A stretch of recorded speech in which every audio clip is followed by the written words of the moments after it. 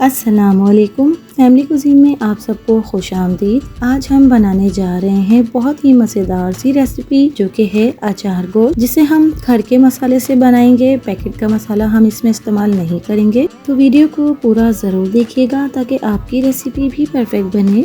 तो यहाँ पर सबसे पहले हम इसका मसाला बना लेंगे।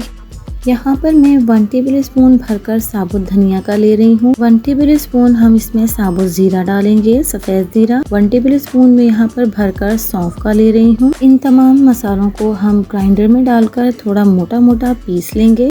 तो जैसा कि आप देख सकते हैं हमने इसे ग्राइंड कर लिया है, थोड़ा दरदरा सा हमने इसे ग्राइंड किया है। अब मैं इसे एक बर्तन में निकाल लूँगी और इसमें बाकी के मसाला जो रह गए हैं वो हम इसमें मिक्स करेंगे।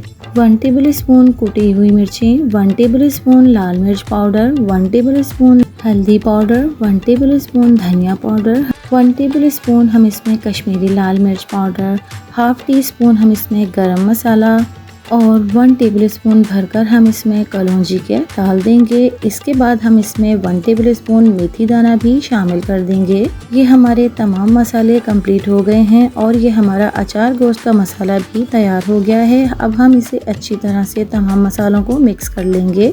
अब हम वीडियो में आगे चलते हैं और बाकी के इंग्रेडिएंट्स भी देख लेते हैं। यहाँ पर मैंने आधा किलो मटन ले लिया है, 1 अदद बड़े साइज का टमाटर ले लिया है जिसे हमने चॉप करके उसके छिलके रिमूव कर दिए हैं। 1 दरमियाने साइज की प्याज ले ली है जिसे हमने बारीक काट लिया है। 4 से 5 अदद हम साबुत हरी मिर्चें लेंगे, इन्हें सेंटर से कट लगा लेंगे और ये कुछ हरा धनिया जो हम इसमें इस्तेमाल करेंगे।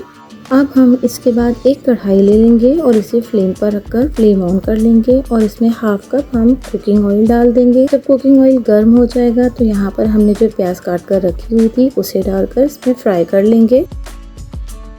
जब प्याज का कलर हल्का सुनहरा होने लगेगा तब हम इसमें मटन भी डाल देंगे और इसे अच्छी तरह से हम ऑयल में फ्राई कर लेंगे।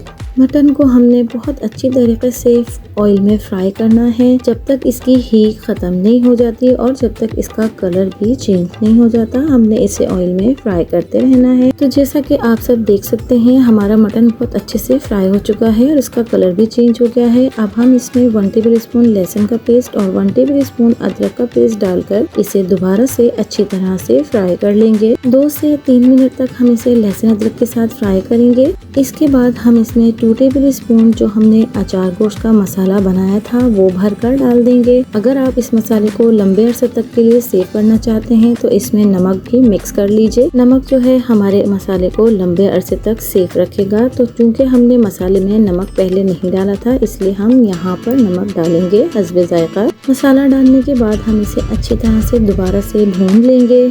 5 मिनट तक हमने मसाले को अच्छी तरह से भून लिया है। अब हम इसमें हाफ कप दही का डाल देंगे और दही डालने के बाद हमें दोबारा से मसाले को अच्छी तरह से भून लेना है। तो जब तक हमारा यहाँ मसाला दही के साथ भून रहा है, अगर आप मेरे चैनल पर नए हैं और अगर आपने मेरे चैनल को सब्सक्राइब नहीं किया है तो उसे सब्सक्राइब कर लीजिए। पास में लगे बेल आइकन को भी जरूर दबा दीजिए, इससे मेरी वीडियोस की नोटिफिकेशंस आपको सबसे पहले फ्री में देखने मिलेंगे। तो जब तक हमारा दही अच्छी तरह से इसमें मिक्स नहीं हो जाता है और इस पर ऑयल नहीं आ जाता, हमने इसे अच्छे से भूनते रहना है। तो जी यहाँ पर हमारे मसालन पर तेल भी आ चुका है और दही भी अच्छी तरह से इसमें मिक्स हो गया है।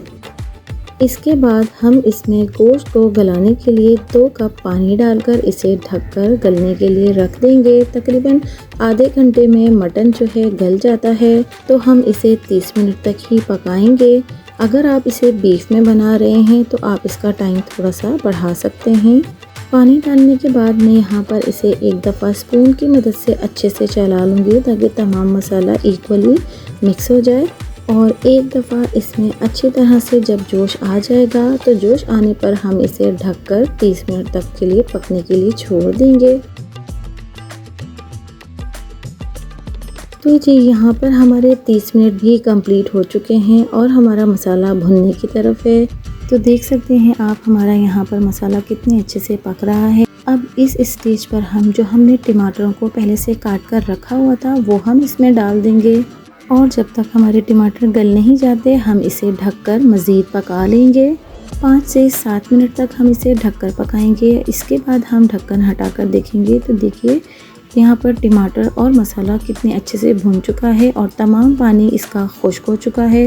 अब हम यहाँ पर चेक करेंगे एक बोटी को उठाकर कि ये गल चुकी है या नहीं। चूँकि ये मटन का गोश्त है इसलिए ये बहुत जल्दी गल जाता है। तो यहाँ पर मैं एक बोटी निकाल कर इसे चेक करूँगी। इसमें नाइफ डालकर देखते हैं कि ये गला है कि नहीं। तो देखिए नाइफ बहुत अच्छे से चला गया है अंदर, तो इसका मतलब ये है कि हमारा मटन भी गल चुका है। अब हम इसमें जो हमने हरी मिर्चें कट लगा कर रखी हुई थी वो हम इसमें डाल देंगे। मिर्चों को कट लगाना इसलिए ज़रूरी है कि इसके अंदर तक ये मसाला चला जाएगा और ये बिल्कुल अचारी मिर्चों जैसा टेस्ट इसमें आ जाएगा।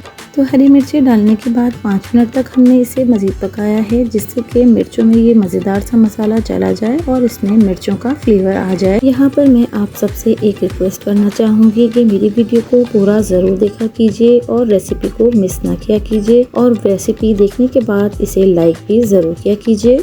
अब इसके बाद सबसे आखिर में हमने जो हरा धनिया काट के रखा है वो हम इस पर श्रेड कर देंगे और ये बहुत ही मज़ेदार और लाजवाब सा घर के मसालों से तैयार किया हुआ अचार गोश्त तैयार है। तो आप भी मेरी इस रेसिपी को ज़रूर ट्राई कीजिएगा और अपने फैमिली फ्रेंड्स में इसे ज़रूर शेयर कीजिएगा और कमेंट्स के ज़रिए अपना फीडबैक भी ज़रूर दीजिएगा। तो अगर आपको मेरी वीडियोस और मेरी रेसिपीज़ पसंद आती हैं तो मेरे चैनल को लाइक, शेयर एंड सब्सक्राइब कीजिए। मिलती हूँ किसी नई वीडियो नई रेसिपी के साथ। अल्लाह हाफिज़।